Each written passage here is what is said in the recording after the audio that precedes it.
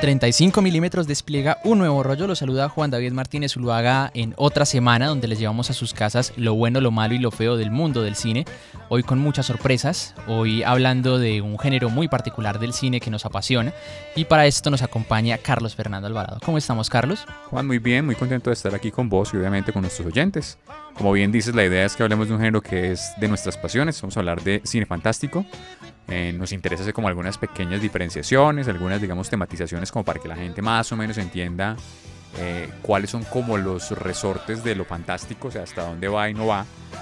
Digamos que es muy común, se topa uno en las conversaciones pues cotidianas, de que se suele incluir demasiadas cosas en el cine fantástico que no suelen ser fantásticas, o por lo menos que serían subgéneros, o que incluso pues digamos que suelen ser ligeras, apreciando géneros que no cabrían dentro de lo fantástico puntualmente. Entonces es rico como que hagamos una pequeña tematización y ya hablemos de las películas que nos han gustado, y como tenemos costumbre de esas que por cualquier motivo o nos han impactado o nos han llegado en el camino, algunas de esas pues que con las que uno se topa que quizás no quiere volver a ver, pero bueno, y para que la gente también haga su propio top de películas de cine fantástico y a ver con cuáles se conecten y con cuáles no.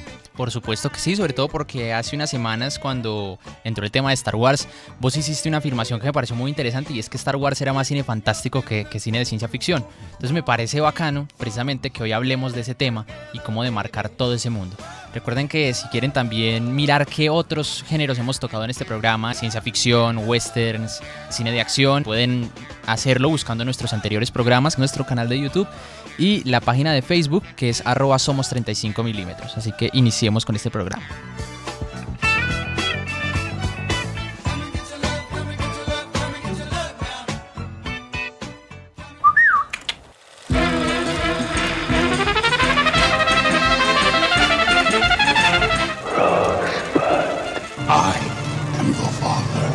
This is Sparta! You shall not pass!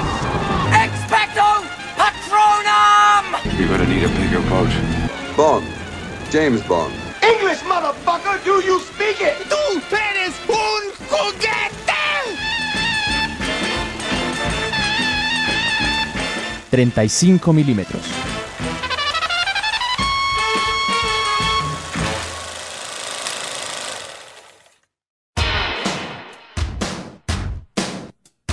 Las nuevas corrientes y tendencias del cine en Panorama para Filmar. Antes de iniciar con esta sección de Panorama para Filmar, quisiera sincerarme un momento con la audiencia, y es que quisiera decirles que a veces, no sé, a mí me gusta jugar a creerme Zack Snyder o a que soy la Warner Bros. Remontando y remontando sin parar el material que grabamos acá en el programa. Ustedes saben que acá constantemente nos medimos en el tiempo, entonces mucho material queda perdido, entonces lo ideal es rescatarlo. Hace unas semanas pudimos hablar de la situación a modo de noticia que estaba viviendo la película de la Liga de la Justicia, y como no quería que todo eso se perdiera, preferí pasarlo a esta nueva sección que es Panorama para Filmar. Así que escuchemos qué tenemos que decir acerca de esta película, que es una gran propuesta que nos trae la Warner para finales de este año.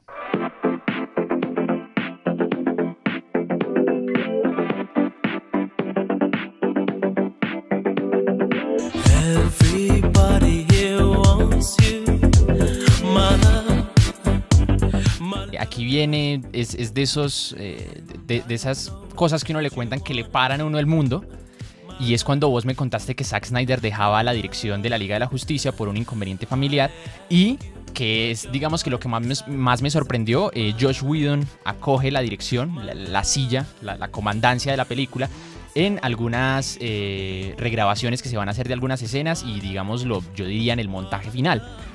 Y yo realmente no, pues, o sea, me paró el mundo, porque son cosas que uno realmente nunca se espera. No, claro, yo exactamente igual. Cuando yo vi la noticia en redes, lo primero que pensé, esto es una de estas páginas de noticias falsas. Actualidad Panamericana. Actualidad Panamericana, etcétera, etcétera. Snyder deja la dirección de la Liga de la Justicia, Joss Whedon lo reemplaza. Entonces, de entrada, digamos que ese titular es un shock.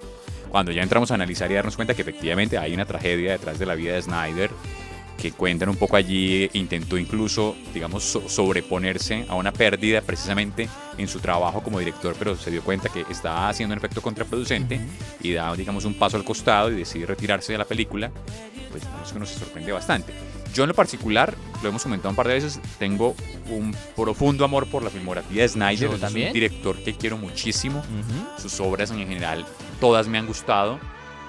Por supuesto con unas más que otras, pero tengo un amor muy particular. Me gusta muchísimo lo que viene haciendo en el universo DC, a pesar de lo que hemos conversado, todas las críticas y, digamos, distancias que han habido, por ejemplo, con sus películas como Man of Steel o Batman vs Superman. O Sucker Punch, que no entiendo por qué la han vapuleado tanto. Sí. Entonces, digamos que yo, en lo personal, pues esperaba la continuación de la Liga de la Justicia. Para mí, digamos, iba a ser una trilogía de Snyder. Y entonces, digamos, pues lamento bastante que él no continúe.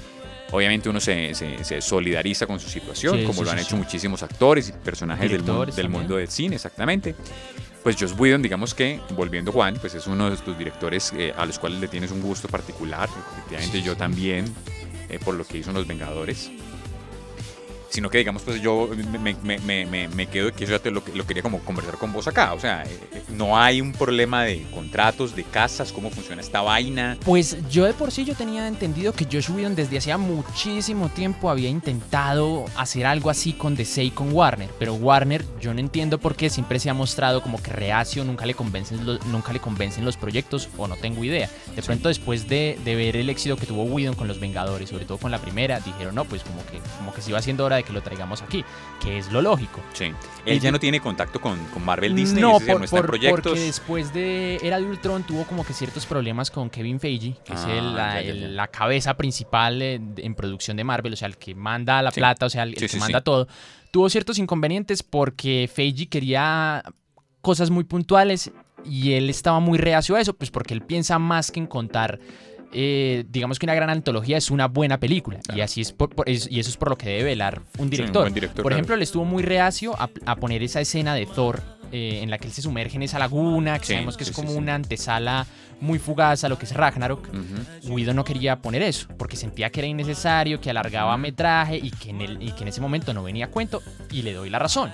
Igual tampoco digo que la escena sea mala porque me gusta, pero empieza uno como a mirar ese choque de intereses.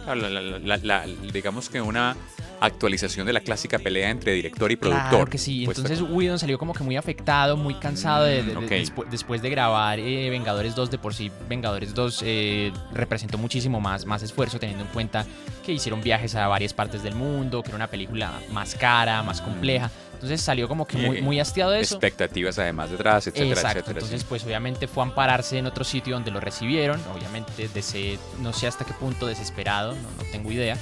Pero me gusta, me a mí gusta también me que encanta. ahora tenga la dirección. Igual dicen que el estilo no se va a ver afectado, que los personajes van a ser los mismos. Pero bueno, no nos digamos mentiras. O sea, estamos hablando que Whedon entra en una faceta tardía de producción y en una faceta casi full de postproducción. Entonces sabemos que puede que el montaje sea de él. Eso me parece interesante, lo que significa que yo no tengo nada en contra de Snyder, volvemos a lo mismo, pero sabemos que Snyder muchas veces alarga los largometrajes casi por alargarlos y pone escenas que a veces no vienen a cuento, teniendo el tema de Batman contra Superman, que se da cuenta uno que eliminó escenas que en verdad valían la pena dentro del metraje. Entonces yo creo que Whedon al menos sí tiene como más la cabeza, por lo menos para dejar que cada personaje de la liga se luzca lo que se tenga que lucir, así como ocurrió en Vengadores. A mí me encanta además, pues digamos que es un comentario extra cinematográfico, y es como yo personalmente no tengo pelea con las casas, es decir, me encantan ambas casas. Yo no tengo ni enamor en Marvel, ni enamor en los dos. Me encanta que incluso, digamos, esa lógica de que un director pase de un lugar a otro, como que muestre que finalmente, por lo menos para fans como yo, lo que nos interesa son buenas películas de esos personajes. Obvio. No es quién las hace mejor, o cuál es mejor de las casas, o cuál tiene el mejor director. Y entonces, como digamos que una circunstancia de estas, obviamente infortunada para Snyder, como que ponga los talentos en sintonía o que se encuentren, a mí me parece como un bello augurio de construir buenas experiencias cinematográficas. A mí también me gusta muchísimo, pues digamos, como dice Juan, que pase esto y que efectivamente se llamen los tonos. Me hacía recordar, pues obviamente guardando las distancias, pues muchos casos de la historia del cine donde han pasado cosas similares por diferentes razones. Uno de los casos quizá más famosos fue el caso de Lo que el viento se llevó, que volviendo al tema del productor, digamos, estaba David O. Selznick detrás, finalmente uno de los grandes productores de Hollywood, pero que se tomaba el papel de producción tan en serio que prácticamente se convertía en el director de la película, y que llevó eso, digamos, como en las tensiones, a que la película tuviera 3 directores, 2 renunciaran efectivamente, y el tercero terminara oficiando como director, pero con unas tensiones muy difíciles que casi renuncia al final, que es Victor Fleming, que es finalmente el firmante de la película, pero ahí estuvo Michael Curtis, por ejemplo, que es el director de Casablanca, estuvo detrás, y estuvo George Cukor, si no estoy mal, puedo equivocarme con Cukor, que eran grandes directores. Y entonces lo que empieza a pasar allí como en ese movimiento y que de quién se vuelve la película, dónde están las manos implementadas, que eso incluso si uno lo mira desde otro ángulo es una cosa interesante hasta por trabajo colectivo. Sí. Y aquí eso es una cosa diferente, pero me hizo recordar como el asunto. Entonces va a ser interesante encontrarnos con la Liga de la Justicia, efectivamente con una película con la mano de dos directores. Claro, ¿no? Y hasta qué punto choca el estilo, Claro. que supuestamente, yo sé que el productor va a velar porque hay un tono al menos continuo. Incluso porque pero además porque de todas está, maneras. claro, que están pegando en un universo donde están intentando tener un tono no solamente entre las películas de Snyder, sino con lo que están intentando crear. Pero bueno, es una noticia, volvemos, insistimos, pues ¿De esas triste. que uno no cree? Sí, triste en parte porque queremos a Snyder, pero al menos le alegra quien lo reemplaza. Pero bueno, sí, vamos a ver qué pasa como cuando veamos la liga. ¿Está programada para cuándo? Sigue común y corriente para noviembre, aunque dependiendo cómo sigan las cosas, raro no se me haría ver que de pronto la retrasen más. Le retrasen, ¿no? ¿Qué? Podría pasar. Sí, podría pasar. When you're talking in your sleep, I hear the secrets that you keep.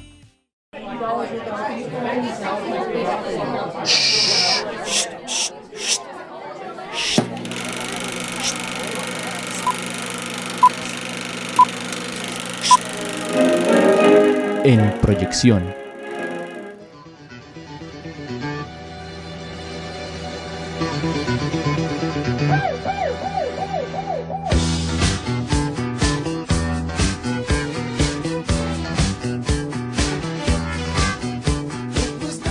Y ya en nuestra sección principal, hoy hablamos de cine fantástico. Carlos, no sé por dónde iniciamos hablando de este tema que se me hace complejo, se me hace un cine que está tan recargado de elementos, tan atiborrado que a veces siento que me sobrepasa. Sí, digamos que uno podría pensar de la siguiente manera, Juan. Hay como en el universo del cine, digamos unos términos, sin que nos vayamos a poner a dar una clase acá ni entrar en esos, pero hay unos términos que se suelen usar, digamos, con ligereza, que generan como ciertas resonancias complejas. Por ejemplo, uno es ficción. Cuando hablamos de ficción, entonces la gente normalmente suele asociar ficción con ciencia ficción. Entonces le dicen, a mí no me gustan las películas de ficción.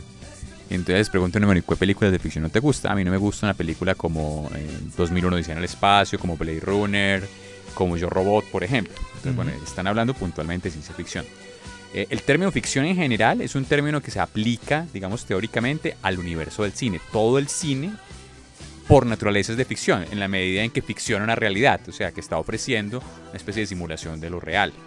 Ese término es un término, digamos, mucho más grande, porque de alguna manera estamos creando historias que así estén basadas en hechos reales o reconstrucciones, pues son sus propias versiones. En ese universo, digamos, de la ficción, pues hay muchos géneros, como hemos visto, entre ellos está el de ciencia ficción y el de cine fantástico. De ciencia ficción conversamos ya alguna vez. Entonces digamos que vale la pena es como hacer una tematización muy general. Lo primero es que eso no es propio del cine, o sea, eso es un propio más bien del mundo narrativo. Ciencia ficción o narrativas fantásticas hay en la literatura, hay en el teatro, hay en la música incluso, en la pintura y por supuesto en el cine. Digamos que el cine ha bebido muy directamente de esta dicotomía o de esta división entre lo fantástico y la ciencia ficción. A mí me gusta siempre como colocar un ejemplo y es cuando uno intenta identificar y uno piensa en literatura o cine fantástico, en literatura de ciencia ficción o cine de ciencia ficción, puede tener como modelos a Drácula y a Frankenstein. Drácula sería el modelo de lo fantástico, del cine fantástico, la literatura fantástica, y Frankenstein sería el modelo de la ciencia ficción, literatura o cine de ciencia ficción. ¿Por qué? Aunque esto no es fácil de delimitar, y eso es claro porque digamos que el problema es cuál es la ciencia que hay detrás o cuál es la ciencia de base. La hipótesis es que lo fantástico plantea historias o universos o situaciones que no podrían ocurrir de ninguna manera en el universo que conocemos como cotidiano, porque rompen con las reglas o con las leyes científicas de ese universo. Mientras que las historias potenciales de la ciencia ficción están basadas en la ciencia, por lo menos reinante o dominante. Puede ser ciencia muy dura, puede ser aplicada muy puntualmente o ciencia con más libertad. Por ejemplo, uno dice, una película como Interestelar es una película de ciencia ficción dura, porque está basada en todas las teorías que explican el proceso de cómo se construye el tiempo, y de la manipulación del tiempo, la relatividad del tiempo, de la ruptura de la linealidad del tiempo. Entonces se aplican como muy al pie de la letra. Otras son más libres, utilizan algunos elementos de ciencia ficción que son, digamos, más ligeros. Eso además es una cosa importante, no todo cine de ciencia ficción es futurista, que son las primeras, digamos, cosas que uno piensa. Ciencia ficción, entonces en el futuro no, puede ser ciencia ficción en el presente, incluso puede ser en el pasado. Que es retrofuturista, que el tema del steampunk, que me parece muy bello. Del steampunk, por ejemplo, exacto. ¿Qué hubiera pasado si hace 200 años se hubiera aplicado este tipo de elementos de ciencia ficción y hubiera cambiado, por ejemplo, potencialmente una realidad X o Y? La máquina del tiempo, creo que, también pues, que sí, también es una película que creo que sí, más o menos cabría ahí. Podría funcionar. Entonces, digamos que la ciencia ficción está basada por eso, la hipótesis de que hay. Lo fantástico está basado en la idea de que no puede ocurrir, por lo menos en el universo conocido. No hay científicamente nada que apoye la posibilidad de que pase. Entonces, por ejemplo, vamos a Drácula. Es el caso del vampiro. Entonces, no hay, si bien hay una cantidad de cosas que están cercanas a la vida cotidiana, pero no hay realmente ninguna forma de que se explique científicamente un no muerto que vive de sangre, etcétera, etcétera, que posterga su vida, que no puede recibir la luz del sol. Bueno, eso no está explicado, eso es fantasía. Entonces digamos que ahí entra el universo de lo fantástico, donde supuestamente hay historias que tienden más hacia ese tipo de fenómenos. Entonces en el cine fantástico pues tenemos como todo ese universo de historias. Por ejemplo, un caso que uno podría colocar es El Señor de los Anillos. No hay ninguna teoría que pueda explicar o justificar la existencia, por ejemplo, de elfos, del anillo único, del anillo, de los hobbits, etcétera, etcétera, de los magos. Eso no está soportado científicamente. Drácula se vuelve una cosa interesante porque uno diría, bueno, y podrá llegar algún momento en que ciertas manipulaciones genéticas o mutaciones puedan crear algo como Drácula. Bueno, podría ser, pero el universo original de Drácula no. Cuando uno lo mira, se plantea eso. Entonces, por ejemplo, ahora que lo decías, Juan, ¿por qué Star Wars es más fantástica que ciencia ficción? Claro, uno diría allí, hay naves espaciales, sí, perfecto. Hay ciencia ficción, bueno, hay ciencia, perdón, que soporta las naves espaciales, sí.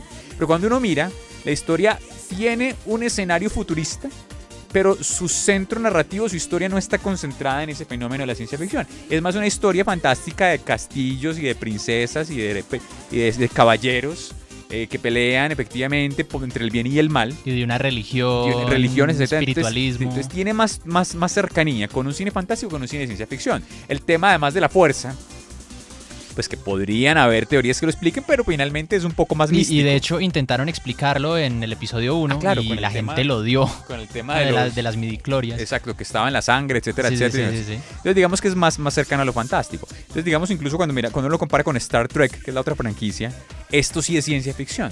Cuando uno empieza a ver los Star Trek, además son muy puristas en el asunto. Tienen toda una cantidad de teorías de, por ejemplo, para poder viajar más allá de la luz, crean una hipótesis, la idea del viaje warp, porque ni siquiera la velocidad de la luz se podría recorrer el espacio como lo recorren, entonces crean el warp que es más allá de la velocidad de la luz y empiezan a explicar y a justificar N cantidad de situaciones basadas en teorías científicas. Ahora, nos interesa el cine fantástico, es todo este cine que incluye situaciones que potencialmente no podemos ver en el mundo cotidiano, diríamos por lo menos conocido hasta el presente. Uno no sabe por qué pasar en el futuro, claro está, pero entonces uno dice, Hobbit, por lo que hagamos de ejemplo, Harry Potter es cine fantástico, o sea, el mundo de la magia es de por sí cine fantástico. El mundo de los superhéroes, no todos los superhéroes, pero muchos, por ejemplo, juegan con el mundo de la magia y con cosas que la Mujer Maravilla sigue siendo fantástica. Si Batman, por ejemplo, no, hay cruces. Entonces digamos que es un poco como ese universo en el que uno se empieza a mover. No, fantástica demarcación, yo creo que nos quedó increíblemente claro, sobre todo cuando hacemos el sinónimo de que fantástico puede sencillamente hacer referencia a la magia. Sí. Y con eso ya tenemos una idea. Yo quisiera aquí que compartiéramos una lista pequeña, de pronto un breviario de películas que nos han llamado la atención. Entonces yo quisiera iniciar con Las Crónicas de Spiderwick, si mal no recuerdo es una película del 2007. Sí. De hecho, el protagonista es el que hoy en día hace de Norman Bates en la serie de Bates Motel. Yo no la vi, pero sí. No, yo tampoco la he visto. De hecho, se me escapa en este momento el nombre. Lo voy a buscar. Sí. Y es interesante porque de hecho realiza un doble papel en esta película. Okay. O sea, son dos hermanos gemelos y él hace el papel de los dos. Es una película muy interesante de pronto porque desligándonos del cuento de Narnia o de Harry Potter, es una película de fantasía autoconclusiva, que eso ya de por sí era difícil de encontrar en aquella época donde como que el gran prospecto de todas las productoras era crear grandes sagas. Esta película no, esta película sencillamente se centra en lo que quiere contar y me parece muy interesante porque es sencillamente la historia de una familia digamos, un poquito disfuncional, el padre se ha ido, se mudan a una casa que está en el campo y se empiezan a dar cuenta que la casa esconde elementos extraños, elementos místicos. Entonces se dan cuenta que ahí salen el alféizar de las ventanas, que hay mucha miel, y se dan cuenta poquito a poco que hay duendes en la casa y que hay una serie de monstruos que quieren cazar una especie de libro, un gran libro de anatomía de todas las bestias que viven en el bosque, que Arthur Spiderwick, el anterior dueño de la casa, había recolectado. Entonces se vuelve una aventura increíblemente interesante, con viajes a otras dimensiones, con grifos, con elementos para luchar contra estos ogros que quieren tomarse la casa. Parece fantástico. Hay una escena brutal que se dan cuenta que la salsa de tomate resulta siendo un ente corrosivo para estos monstruos. Entonces, que preparar bombas a partir de esto, y se presta como todo el elemento visceral a la hora de destruirlos, que eso siempre es interesante dentro de la fantasía, ¿no? Sí. Como hallar lo siniestro dentro de algo que es tan maravilloso, de cómo puede haber sangre, tripas, algo oscuro detrás. Entonces, no, me parece brutalísima esta película y me parece un festín de aventura autoconclusivo que es muy interesante ver, sobre todo cuando uno está cansado o quiere ver algo distinto a las sagas más tradicionales, como ya les digo, llámese Narnia, llámese Harry Potter. Pues Juan, yo no la conozco, pero digamos que haces una reseña de esas que tienen como toda el cóctel de elementos de cine fantástico, o sea, digamos por lo menos como los más cercanos a ese universo en el que uno finalmente está es disfrutando de un encuentro de cosas que terminan por romper ese principio de realidad que suele marcarnos. Yo quisiera mencionar una película que alguna vez mencioné en alguno de los programas, que además hay una continuidad, pero pues hablar de la primera, que es Highlander. Inmortal. Sí, El Inmortal, de 1986, una película además pues de factura de varios países, entre Inglaterra, Escocia, Estados Unidos, que además dio pues continuidad a varias secuelas y después a una serie de televisión, que es una película estrictamente fantástica. ¿Cuál es la hipótesis de la película? Es que hay unos personajes en nuestro planeta que son inmortales. Y finalmente, bueno, eso se podría explicar muchas veces, pero la película no lo explica, digamos, volviendo al juego. Alguien dirá, hay una cosa, no, pero aquí simplemente no se explica, es mágico, o sea, no se sabe por qué son inmortales. Y tienen la obligación, es una especie de código, de buscarse entre ellos y asesinarse. La idea es que solo quede uno. La idea es que al final, digamos, quede uno y va a tener una especie de recompensa cuando termine. Entonces ellos se presienten entre ellos, cuando están cerca les da como una especie de dolores de cabeza, saben que es otro inmortal, y se enfrentan, digamos, a muerte. Y van apareciendo a lo largo de la historia. Entonces hay unos que tienen más años que otros. Entonces hay persona que nace y en un momento tiene la característica que se convierte en inmortal. Entonces digamos que aquí el protagonista, digamos, es un escocés. Descubre pues efectivamente, regresa a la muerte. Ah, bueno, tienen que morir para renacer. Entonces obviamente renace. Sean Connery se convierte, que es otro inmortal, se convierte en una especie como de maestro, es la relación pues maestro-aprendiz. Al final pues obviamente lo supera y tiene que vengar la muerte del personaje y viene una historia. Y es muy interesante porque nos la cuentan como en varios contextos de tiempo, está en el presente de la época, en los 80s, además en Nueva York y obviamente en Escocia. Entonces aquí nos van contando la historia, bueno, esas películas que yo la vi y me marcó, lo conté alguna vez mi adolescencia, el tema pues de las espadas, de los duelos obviamente entre grandes guerreros. Y que bueno, siento que una banda sonora de Queen fue brutal, obviamente emblemática y dio pues continuidad. Excelente. Bueno, antes de seguir, les doy el dato, es Freddie Highmore, el protagonista de las crónicas de Spiderwick. Okay. Listo, aquí sigo con otra película, es una película china, una película que me topé con ella por pura casualidad mientras rebuscaba en Netflix, que se llama La Sirena o The Mermaid.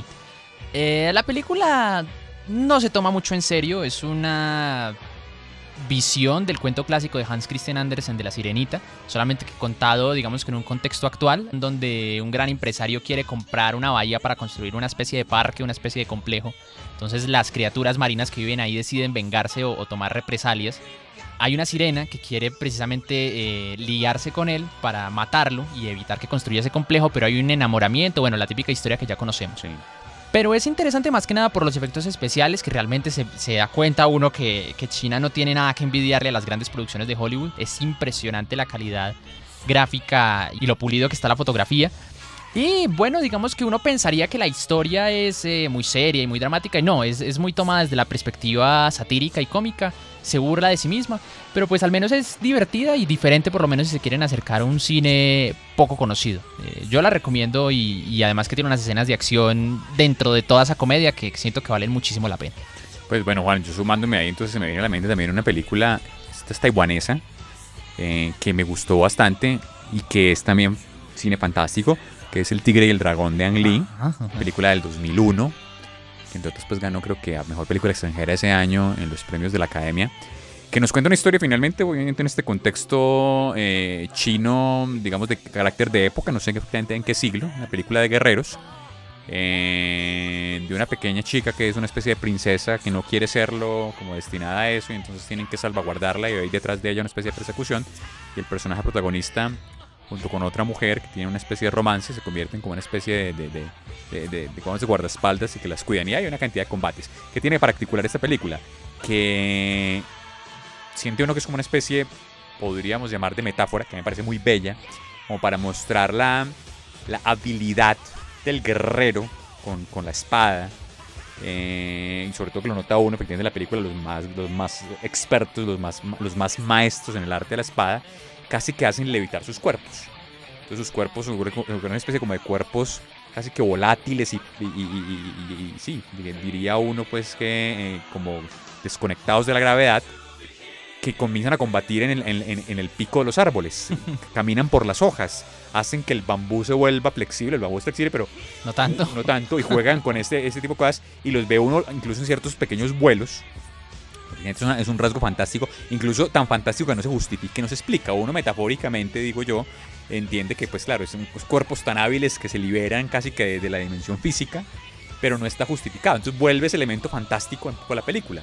Cuando uno la ve y si uno dice, oye, ¿esto qué pasó? ¿Por qué? Pues uno se va a aplicar el principio de realidad, dice, pues, esto no tiene sentido. Pero cuando uno, digamos, ya entra como en esa especie de clave poética que ofrece la película, puede disfrutar, como en mi caso lo hice, como esta historia. Y obviamente, pues como tenía allí unos romances, una historia de amor, dos historias de amor entre otras, una frustrada, la otra imposible, con un final además trágico, que Bien. logra pues mantener allí como toda la conexión para el espectador. No, excelente. Ya para más o menos ir acabando, pues les doy aquí una lista rápida. Hay directores inclusive que se han especializado toda su vida en dirigir películas de cine fantástico, como Guillermo del Toro, que ya en su momento le Claro. dedicaremos un programa. Sí, El laberinto del fauno, El espinazo del diablo, Cronos, Hellboy. sí. Hay muchas películas que él se ha centrado en retratar precisamente el mundo fantástico y esos mundos que a él le encanta mostrar y de los que se encuentra completamente enamorado. La saga de Inframundo, que realmente tiene una que otra escenita de acción Sí, interesante. y cabe perfecta dentro del fantástico. No, y pues vale la pena también mencionar que es lo que más le rescato, que todavía usa uno que otro animatronic para los lobos, que eso ya es algo que no se ve, casi todo hoy en día es a punta digital. Sí. Interesante.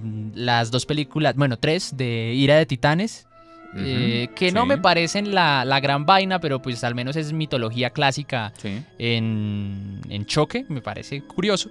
Y la última película que sí les quisiera yo recomendar antes de pasar a la última recomendación de Carlos, es una película obviamente cuota animada de Ghibli, pero no vamos a hablar de Miyazaki, sino de su contraparte, que casi siempre es un poquito avasallada por el propio fundador, por Miyazaki. Se trata de una película de Isao Takahata, si mal no recuerdo, de 1994, que se llama Pompoko o La Guerra de los Mapaches. Es una película bellísima, me parece preciosa. Hay una película de DreamWorks muy mala que se llama Vecinos Invasores, que yo siento que es una propuesta que DreamWorks quiso hacer casi imitando y homenajeando a la película esta que les digo japonesa, pero no le llega a los talones. Esta de Pompoko y La Guerra de los Mapaches habla de un bosque que está siendo talado, también que la mano del hombre se está imponiendo sobre las montañas y sobre templos sagrados. Entonces todos los espíritus que radican por esa zona deciden defenderse. Y resulta que están encarnados en mapaches, que el mapache es una figura muy ancestral y muy mística contemplada allá en Japón, y muestran pues toda esa guerra y cómo ellos se levantan contra los humanos, cómo los sabotean, cómo se vengan de ellos. Y es muy interesante porque digamos que Isao Takahata siempre ha sido trágico con todas las cosas que escribe y que hace, por ejemplo La tumba de las luciérnagas. Y el final, aunque relativamente es feliz, no deja de haber un tono amargo detrás. No deja de haber un tono de cómo se perdió la tierra, de cómo... bueno, aquí ya les estoy dando más o menos un spoiler, pero bueno. Pero se la recomiendo mucho. Es una película muy bella, una animación preciosa y una mezcla pues de todo este cuento espiritista que ya roza de lleno lo surreal y que por supuesto no es tan conocida aquí en este lado de Occidente, de pronto porque las otras películas de Miyazaki, La princesa Mononoke o El castillo ambulante, sobrecogen o llaman más la atención, pero esta es recomendadísima. Qué Te recuerdo, chévere. se llama Pompoko. La voy a buscar, yo no la he visto y efectivamente no la conocía. como dices bien, pues Miyazaki, digamos, es un nombre tan representativo que posiblemente eclipse. Y asumiendo eso, además Miyazaki sería un buen ejemplo de cine Sí, fantástico. claro. Yo, para terminar, solamente quiero hacer una recomendación de una película que también disfruté mucho en su momento. Tendría que volverla a ver, de hace muchos años, que es El Cuervo, de Alex Proyas. Es una película de 1994. ¿Esa es la que está Brandon Lee? Sí, en la que está Brandon Lee, en la que además pues, Bueno. fallece. Ujú. Y que dio origen a varias secuelas. Yo vi unas 2, posiblemente, pero creo que son hasta 5 secuelas. Pero puntualmente Y esta. están planeando un remake Sí, bueno, no tenía idea. con el que hace de Aquaman. Con Jason Momoa. Sí. No tenía ni idea, Juan. Sí, Muy sí, interesante sí. el dato. Habrá que ver el personaje. De entrada, eso, pues, de entrada me choca. Pues, me choca la imagen. Porque digamos que la estética que tiene el personaje del cuervo es gótica, por supuesto, se puede recrear, pero no es un cuerpo como el de Momoa. O sea, no es un personaje flaco, desgarbado. Es otra historia distinta. Pero bueno, habrá que ver la Sí, uno no propuesta. se imagina a Conan el Bárbaro. Exactamente, Sí, sí, sí. haciendo este personaje, sí, gótico, vampiresco, etcétera, etcétera. Bueno, la película puntualmente es una historia en la que un personaje que es un músico es brutalmente asesinado junto con su novia. Pues no voy a dar muchos spoilers, pero un año después es un asunto mágico, un cuervo, literalmente, digamos, es por lo menos, digamos, como la apertura o la puerta, no saben muy bien, lo genera una especie de resurrección, regresa a la muerte con ciertos poderes sobrenaturales, entre ellos efectivamente evitar de nuevo la muerte, es una especie de inmortal, y se dedica a la venganza. O sea, es una historia muy sencilla. El personaje pues del cuervo, sobre todo ese tipo como de situaciones pues De justiciero. de justiciero, perfectamente, sí, de una violación, una muerte violenta, pero con toda la dimensión pues antiheroica posible, porque es absolutamente brutal. El personaje asesina, etcétera, etcétera. Entonces crea un universo gótico, muy negro, muy de los 90s, muy cercano a esta cultura del grunge. Creo que funciona bien por la primera película. Yo la disfruté mucho en su momento. Entonces ese sería otro ejemplo de cine fantástico. No, excelente. Es una de esas cuotas que yo debo verme porque me la han recomendado muchísimo. Y no, es de esos casi, diría yo, superhéroes, antihéroes olvidados Sí, sí. que me gustaría volver a revisar. Carlos, muchísimas gracias por habernos acompañado el día de hoy. No, Como Juan, siempre- a vos por la invitación. No, como siempre, fundamentales tus aportes para este programa. Muchísimas gracias a todas las personas por habernos acompañado. Recuerden que pueden seguirnos a través de nuestras redes sociales, @somos35mm y La Caja de Fantasías, que es nuestro canal en YouTube. Nos vemos la próxima semana y sigan viendo mucho más cine.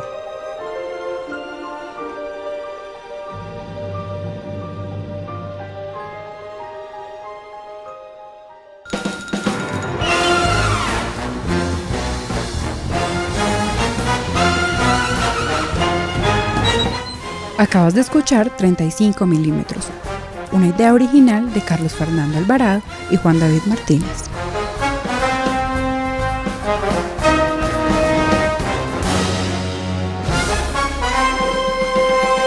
I'll be back.